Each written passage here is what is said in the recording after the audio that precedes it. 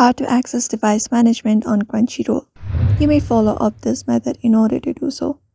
So open up crunchyroll.com in any of your preferred website and log into your account. Once you are logged in, you should be given this interface. Now from here in this interface, what you can do is you may tap on your profile at the top right corner of your screen. And once you go ahead and do that, here you will be finding different options. On the given options in the menu, select the option called settings. And after going over the settings here, you will be finding different options as well.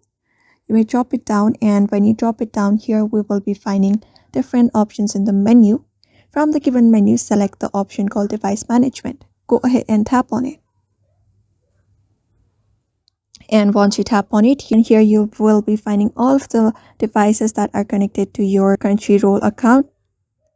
So that is how you basically access your device management on crunchyroll.com. So I hope this video was helpful. Give it a thumbs up and subscribe for more tips and tutorials.